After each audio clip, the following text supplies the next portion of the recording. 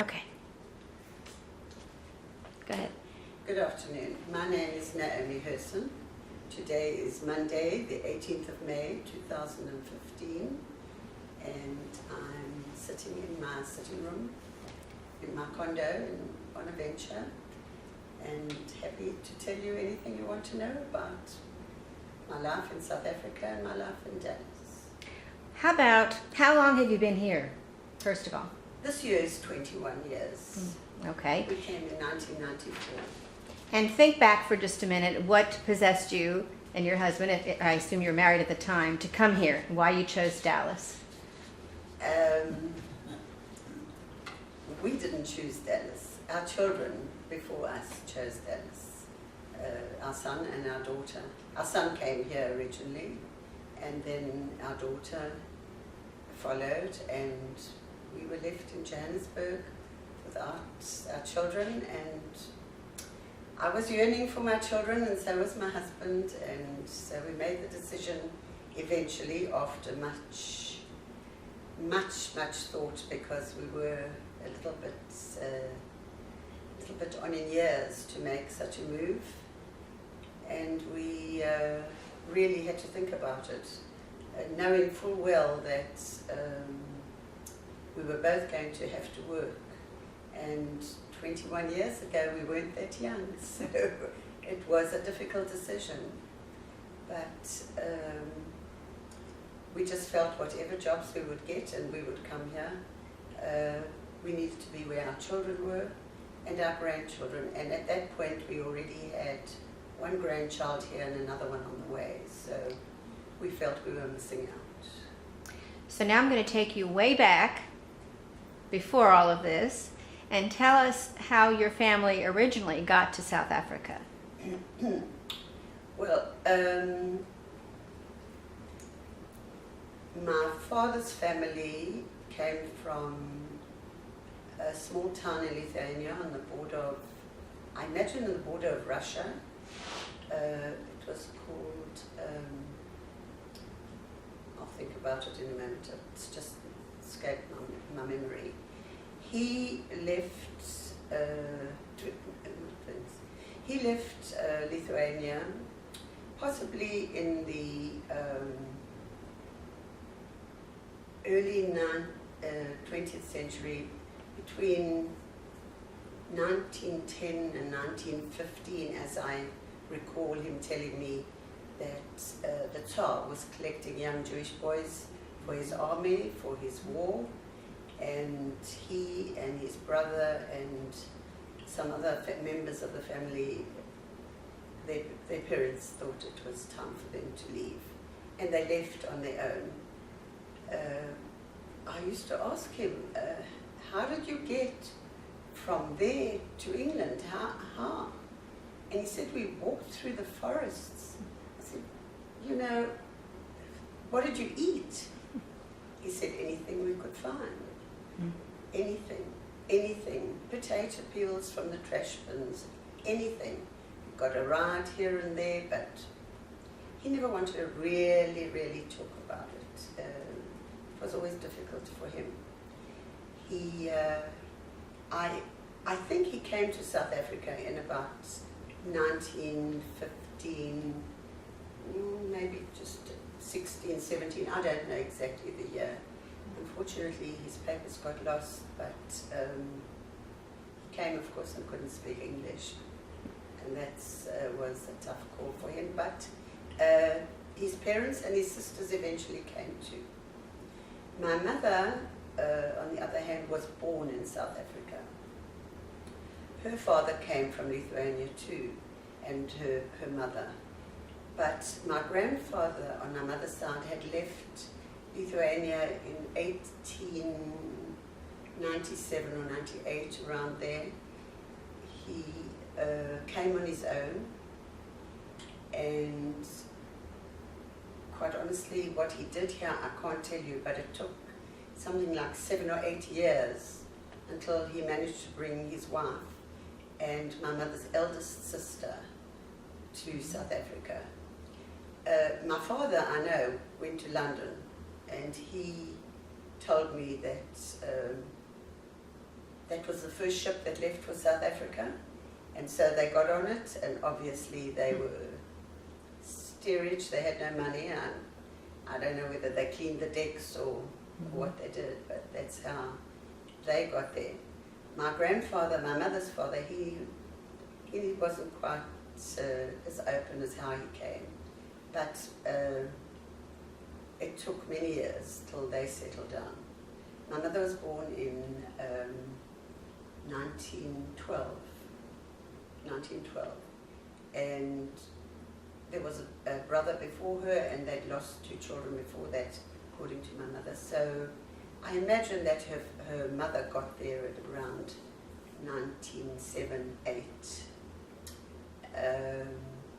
My mother was one of 7 children. My father was one of 5. Neither of my bobbers spoke English, so they all spoke Yiddish. So the bit of Yiddish that I have, which I discovered in recent times, is more than what I thought I had, I got from them. Where did they settle? Do you know what city or where were you raised in South Africa? We were raised in Johannesburg, but both my parents lived in Johannesburg. My mother was born in Johannesburg, and my father's family eventually all came to Johannesburg. Johannesburg was, in those days, where most of the Jews found themselves. I suppose it was the biggest city there was at that time. I mean, I know there were lots of Jews that settled in Cape Town and small towns around the country, but they all lived in Johannesburg. Very good. So tell us a few of your very early memories of growing up there. Well, there are some early memories one has. I'm not sure what you mean, but I remember the day my brother came home from the hospital and arrived in our house, and there was this little baby screaming. So I suppose I felt opposed, I don't know, but I remember that. You were the older sister then, I was right? the eldest. I'm the eldest of 3. I remember my first day of school, of what they call primary school, grade 1. My mother took me by the hand. I can remember that very clearly. It's going back a long time, you know. What about Jewishly? What are some of your memories of Jewish observances, etc., with your family? Our family were very traditional Jews. My father was a little on the frum side. He really didn't ride on Shabbos. We never rode on Jewish holidays, Rosh Hashanah, Yom Kippur, Pesach. He didn't work. But we weren't really frum. But kashrut was part of our lives. We've never, our whole family, they were all kosher. They kept kosher homes. But my mother was particularly a great balabosta.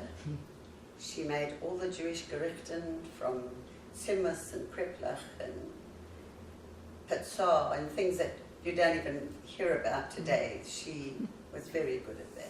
Have you carried on some of that here? Some of it I do. I certainly do. My children love it. I keep telling them, come and see how to make it, because comes Pesach and there's no simmus. I'm sure it'll be. I often ask people if they feel, especially when they came here from another country, do you feel that your children are going to carry on some of the traditions that you felt you brought with you from South Africa? I do, because we lived a very traditional Jewish life in South Africa. We never missed. Everybody belonged to a shul. Everybody had seats in shul for Yom Tov.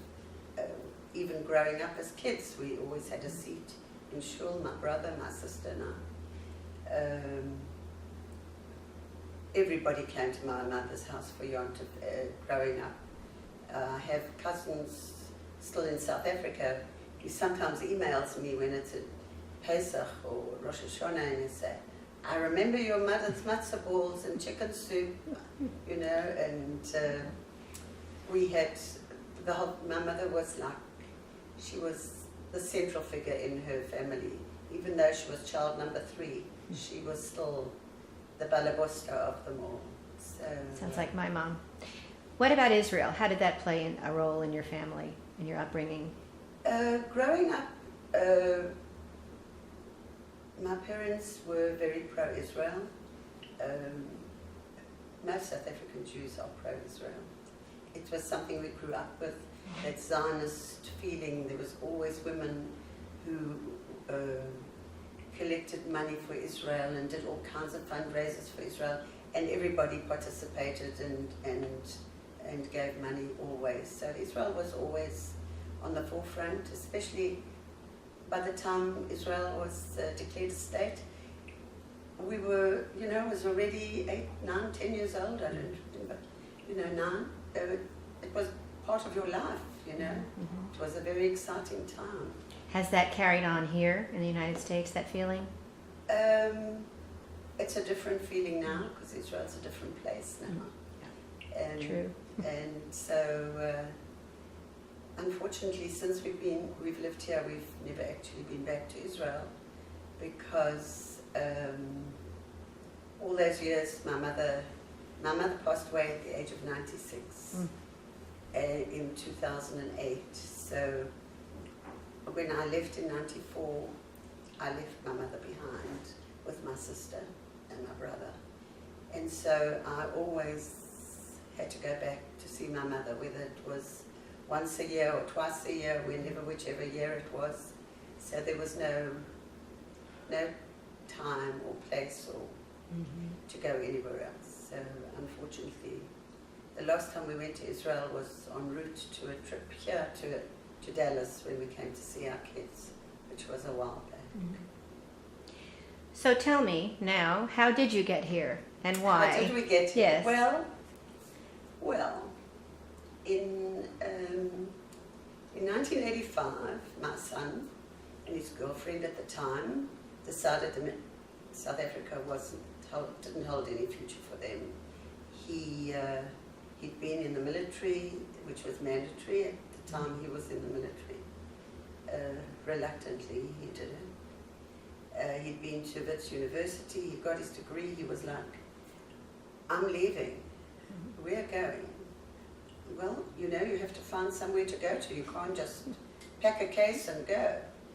So they took a trip around the United States and visited with, I imagine, every person that they knew in how many cities around the country, from Chicago to Detroit to New York to Los Angeles to wherever. And they landed up in Dallas, and thankfully somebody sponsored my daughter-in-law, and they came back and they got married and they came back here. I think between them at that time, they would have settled anywhere that they, that they could put their feet down. They just knew they weren't staying in South Africa. And I remember when he left and he said, Ma, one day you will come too. And I said, no, I don't think so. I really don't think so. But, so he left and had a very hard time settling, putting his feet down. They struggled for quite a while. And then my daughter got married, and they'd already been to visit Dallas, and they said, we're going too, but not just yet. So they stayed for about, they got married in 89 and they left 91, 2 years. They were there for 2 years, 2.5 years. And she got the same sponsorship. She was a Hebrew teacher. She'd been teaching at an Orthodox school in Johannesburg. So she got sponsored as a teacher. And so they both came here. And so we were left on our own. And so, of course, over the years, we were visiting every year, or every so often. And the kids kept saying, my son particularly kept saying, the day I get my citizenship, I'm sponsoring you and you're coming. Well, you know, it was like, not sure about that, not sure about that. Anyway, he got his citizenship and he called, he said, I'm going to put your papers in. I said, wait a minute, let us just catch our breath and think about it. And after my daughter left, one day my husband's the pharmacist, he owned a pharmacy, and the telephone rang and they said, Mr. Herson, would you like to sell your pharmacy? And he puts his hand over the phone, he said, tells me. And I said, well? He said, well, come and see me, let's talk about it.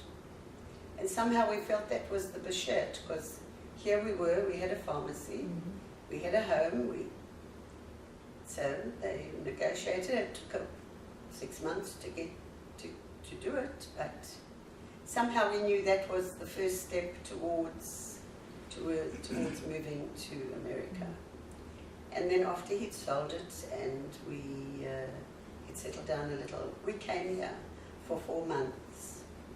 And it was, should we do it, should we not, should we do it, should we not? Where did you live at that time? When we stayed here, we lived a month with each child. We moved from place to place. So you didn't have to like rent a place temporarily? No, we stayed with our children a month with one, a month with the next. You can't overstay your welcome anywhere, you know. And when we went home, they said, you need to do it, you need to do it. And we decided, you know what, maybe we really do. So we sold our house, it took us a while. We put our furniture in storage, we waited for the papers to come, because illegally there was no way we were coming here. And so they came in August '94, and we had a big farewell party. It was actually Rosh Hashanah when it came, and I said, we're waiting for Rosh Hashanah Yom Kippur, and then we'll have a party to say goodbye to everybody, and that's what we did.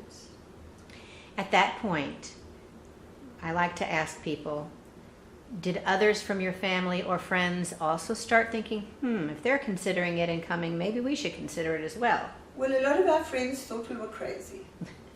The truth to be told. Why? Because at the age we were, at that point in time, wasn't exactly conducive to starting a new life. But when you make a decision that you're going to do it, you're going to do it. And so we came here. Must I tell you how old we were when we came? If you like. Okay. I was 55 and my husband was 62, which isn't exactly prime time to get a job. But I did get a job. I actually got a job and realized I had the wrong one. And then I got another one and I landed up at Macy's. And I stayed there for 15 years. Oh. So. You must have enjoyed it. Well, I can't say I enjoyed all of it, you have to remember. I was the boss's wife in Johannesburg. And I worked for him, but I didn't work 40 hours a week. And I didn't clock in and I didn't clock out. So it was a little difficult. To say the least, it wasn't what I thought it was going to be.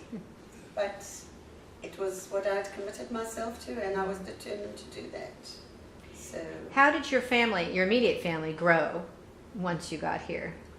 Well, when we got here, we already had a little grandchild of 3, and the next one was born a month before we came. And then after that, our daughter had a little boy, I think in '96, and another one in '98. So we have 4 grandchildren, 2 granddaughters and 2 grandsons. And then one of my sister's daughters met a young man who lived here, which is a story she could possibly tell you herself. And eventually she got married and came here. And then her other sister came. And 3-4 years ago, my sister came. So, oh, wonderful. Yes, so we're very happy to have everybody here in Dallas. Was part of that, besides you being here, was part of that the fact that your mom had died and maybe she felt free? My to- sister, yes, my sister came after we lost my mother, yes. She would never have come before that. But her children were already settled when she came, so... I think it's wonderful that you had people around that you knew. I mean, family and friends. That's terrific. Well, you know, I still have a brother who lives in Johannesburg, and he has 2 sons who live in New York. So they come to New York often, but they still live in Johannesburg. When you arrived here, you had been here before visiting, but what was it like to finally say that you're living here? What was the community like? How did they welcome you? What was it? What was that feeling? I wouldn't say it was the greatest welcome anybody could ever have. We really knew our children and our children's few friends. You know, it's very difficult to break into a society, especially when you're older. For the youngsters, they meet people when they take their kids to school, to Hebrew school, to day school. And for older people, and especially that we both worked, I wasn't around. I wasn't available, you know. And one of the things when I did work was I needed Friday off. And so you get 2 days a week off. I had Friday and one other. Sometimes a Sunday, sometimes a weekday. And for me, Friday was Shabbos. So we had to cook, we had to make, the children had to come for dinner, the grandchildren, whoever was here had to come. And so it wasn't that easy to meet too many people. But we did meet some, and we did form some nice relationships with some people. There were a lot of older parents here, not so much our age, but older group of parents here. We went out to dinners with them and movies, and when we could, you know. It wasn't easy. We joined Tiferet when we first came.